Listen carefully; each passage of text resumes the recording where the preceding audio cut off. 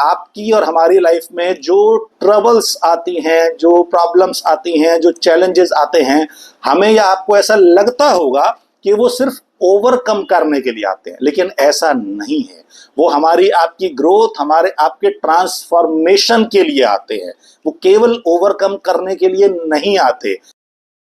Hello friends, आज एक और लाइफ लेसन के साथ आपके सामने हूं। कहते हैं कि there is no easy way to the top. अगर ऊंचाइयों पर जाना है तो जितनी ज्यादा ऊंचाइयों पर जाना है उतनी ज्यादा मुश्किलों का सामना आपको करना पड़ेगा। जितना बड़ा आपका ड्रीम होगा उतने बड़े उस ड्रीम के साथ में चैलेंज है।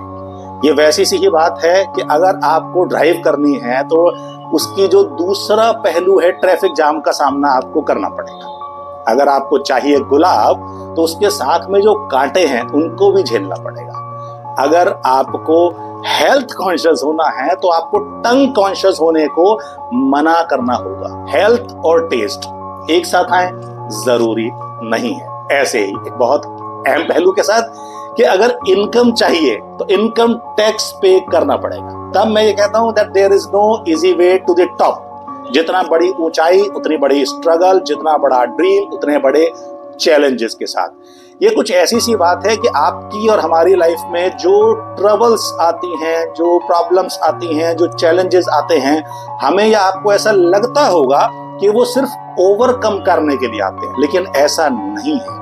वो हमारी आपकी ग्रोथ, हमारे आपके ट्रांसफॉर्मेशन के लिए आते हैं। वो केवल ओवरकम करने के लिए नहीं आते। ये कुछ ऐसी सी बात है जैसे एक बार एक लेडी ने एक सिल्वर स्मिथ के काम को देखने के लिए उसकी वर्कशॉप को जब विजिट किया तो उसने उसको देखा कि जिस समय सिल्वर स्मिथ एक सिल्वर के टुकड़े को फर्नेस में या भट्टी में डालता है तो केवल वो उसको मतलब मेल्ट करने के लिए डालता हो, ऐसा नहीं होता।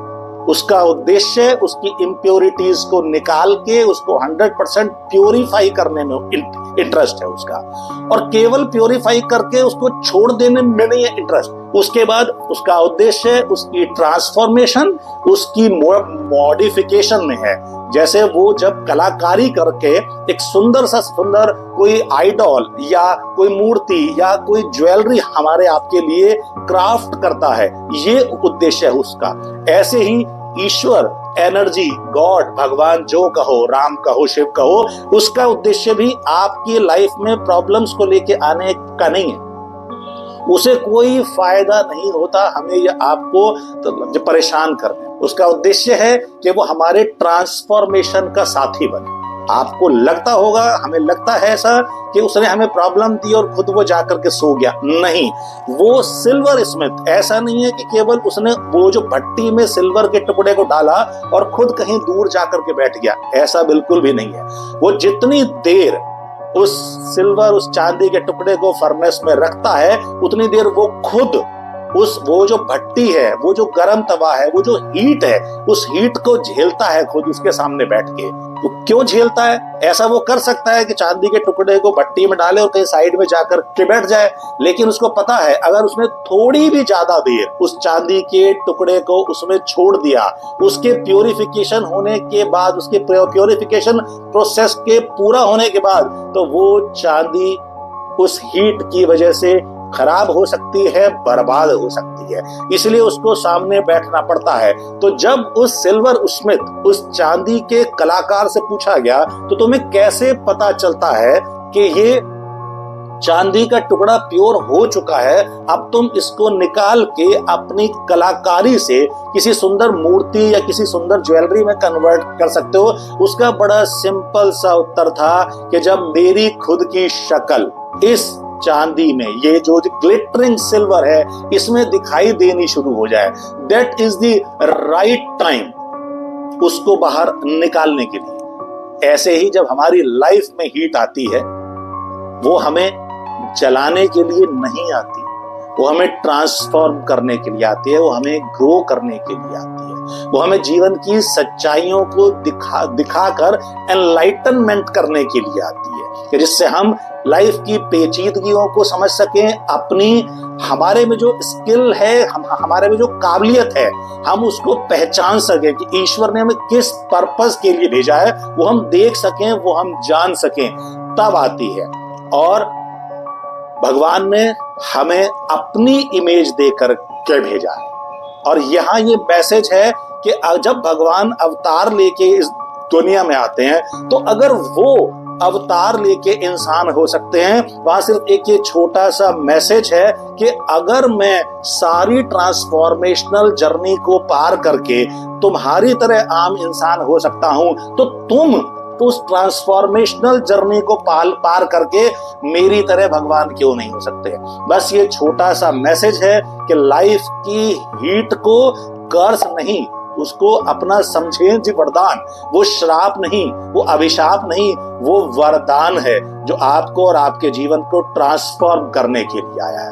उसका उद्देश्य उस तपती आग में हमें और आपको जलाने का नहीं है, रादर उसमें हमें भगवान को देखना है, और भगवान ने हमें उस मोमेंट में देखना है जब हम पूरे तरीके से प्योरीफाई हो जाएं और अब हम एक ट्रांसफॉर्म्ड व्यक्ति के रूप में बनने को तैयार है। ये वैसी सी ही कहानी है जब एक मूर्तिकार मूर्ति को गढ़ता है।